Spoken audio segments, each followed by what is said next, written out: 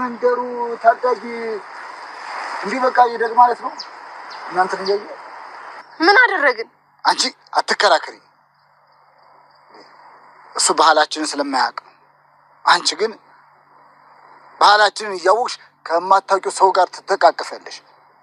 ከተማ ሄደሽ ወንድ ፍለጋ ትዞሪያለሽ አይደል? ማንን ነው እንደዚህ የምትናገረው? ጽናትን እንዳይሆን። ካቴሞች እኮ ጭራሽ እኔ ሴት አላወቀኝም። እና ለምን ትፎክራለህ? ባለፈው ብቻህን ብትመጣ አሳየ ነበር። እሺ ደግሞ ሁለት ሆናችሁ መምጣታችሁ ሳያንስ እንደ ፈሪዱላ ከኋላ መታችሁኝ አይደል? እኔ እኮ ጋሼ ጠፍተውብኝ እየፈለግኳቸው ነው ያለው። የጠገበ እኮ ጋሼ መታችሁ። ማ በዛብህ ነው? ኧረ አይደለም፣ ያፈለቀ አያደርገውም። አሁን ይኸውልህ እዛ ግፊት ሲቀርብ ዋጋውን ያገኛል። እና ጋሼ ተጎድተዋል። በዛ በኩል እንደ አጋጣሚ ስናልፍ ባናያቸው እኮ ይጎዳቸው ነበር። ቆይ ምን አይነት ስነ ምግባር ነው ያላቸው ልጆቹ? አላቅም። አሁን እንሂድ በቃ። እኔ እኮ የገባሁበት መንገድ ጠፍቶኝ በሌላ መንገድ ነው የወጣሁት። እሺ አሁን ወደ ጣቢያ እንሂድ።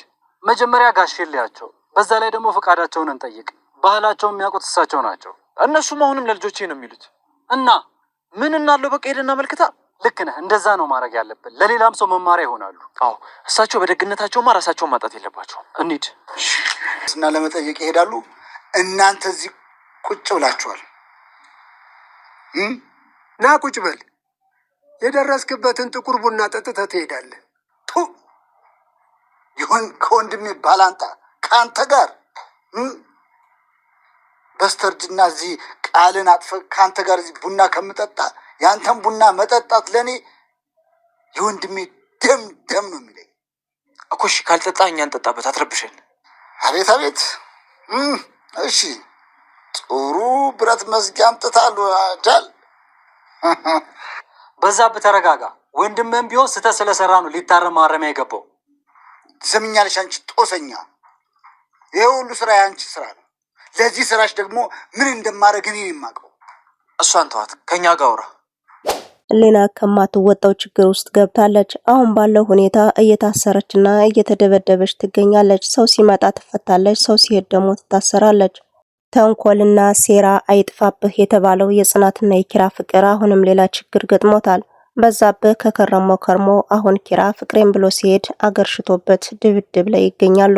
ሰላም ጤና ይስጥልኝ አድማጭ ተመልካች፣ እንደምናላችሁልኝ በያላችሁበት የዓለም ዳርቻ ሰላማችሁ ይብዛልኛል። ሁለት ቻናል አዲስ ከሆናችሁ ላይክ፣ ሰብስክራይብ በማድረግ ቤተሰብ እንድትሆኑኝ በአክብሮት ጠይቃችኋለሁ። ኪራና ጽናት ውጭ ላይ ከብት እያቆሙ እነሱ ደግሞ ፍቅራቸውን እየተገላለጹ በነጻነት እየተጫወቱ ነበር። በድንገት እነ በዛብህ መጡና ነገሩን ሁሉ ፍልስልሱን አወጡት። በዚህ መሃል ላይ ሆነው አንጃ ግራንጃ ሊናገራቸው ችሏል። የከተማ ሰው ቀሚስ ለብሶና ጸጉሩን አሳድጎ ሴት ነኝ ብሎ ይመጣል። ኪራም ምኔን ነው ሴት ያልከኝ? ወንድነቴን አላየህም? ባለፈው የብቻህ እንዳትመጣ እንደ ፈሪዱላ ሰው አስከትለህ መጣ በማለት ሌላ ንግግርም ገብተዋል። ብቻ ኪራ ከወትሮ በተለየ ትዕግስቱን እያሳየ ይገኛል። ጽናትም በጣም ስለተበሳጨች ለምን አተውንም ህይወታችሁን አትኖሩም በማለት ብዙ ነገር ትላለች። አንቺን ማን ይፈልግሻል? ድፍደፍ አስደፍድፈሽ አስትተሽ ወደ ከተማ የኮበለል ሰው ሆነሽ፣ ስለዚህ አንቺን ፈላጊ የለሽም በማለት በዛብህ ይናገራታል። ኪራም ማንም ባይፈልጋት እኔው ራሴ ፈልጋታለሁ። እርግጠኛ ነህ ሲባልም በህይወቴ እንደዛሬ እርግጠኛ ሁኛ አላቅም። ጽናትን እኔው ፈልጋታለሁ።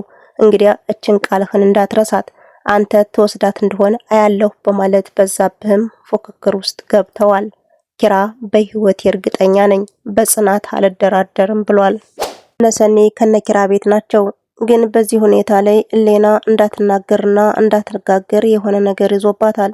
ከዚህ በፊት ትራስ ውስጥ ያስቀመጠችው ነገር አለና ያን ነገር ሲያግታት ስላገኘ ይበሱ እያስፈራራት ነው። እንግዲህ ያስኩብሽን ነገር አትርሽ፣ ስለዚህ ለማንም ትንፈሽ እንዳትይ እየተባለች ትሰቃያለች። ሰኔም ግራ ቢገባት ይሄ ነገርማ ከኋላ ሚስጥር አለው ትላለች። እንዴት ነው ሌና ከየት የመጣ ዘመድ ነው አሁን እንደዚህ ይመጡ ቁጭ አለ በማለት አጣብቂኝ ውስጥ ገብታለች። ብቻ ሌና ለመናገርም ለመጋገርም ግራ የገባት ትመስላለች። እነሰኔም ማን እንደሆነ ስለ ሌባው አላወቁም።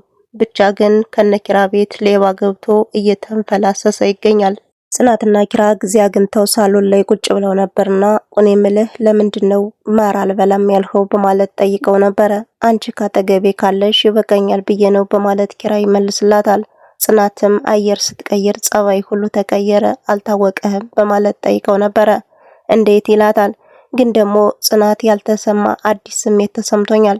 ማለት ግራ የገባው ስሜት፣ አንዳንድ ጊዜ ደስ የሚል አንዳንድ ጊዜ ደግሞ ደስ የማይል ብቻ የተደበላለቀ ስሜት ይሰማኛል ይላታል።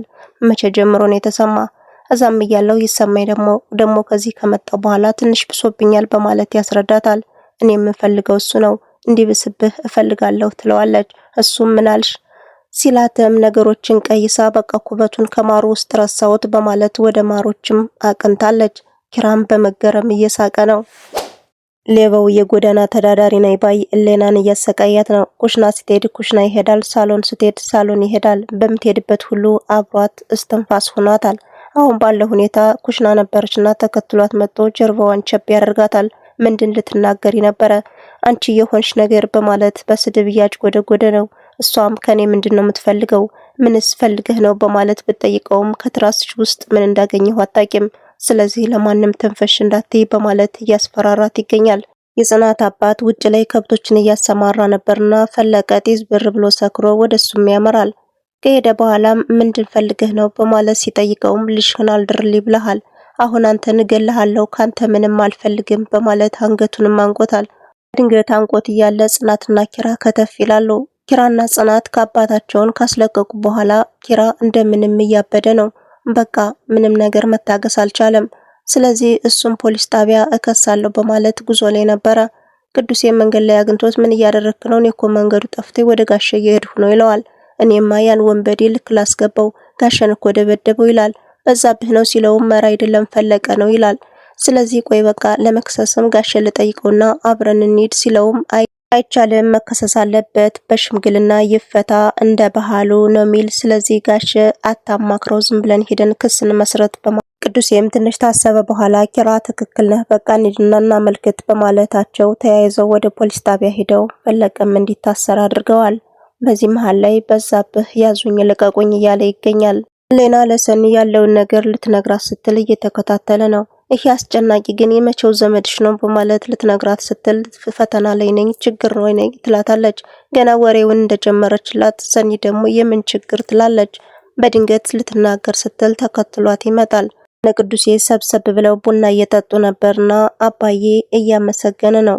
ጋሼ ክፉኛ አሁን ባለው ሁኔታ ተደስቷል፣ በዛውም ከፍቶታል። ይህ ችግር በመፈጠሩ በጣም ከፍቶት እያለ ደግሞ ነኪራ ከጎኑ በመገኘቱ ደስተኛ ሆኖ ይገኛል።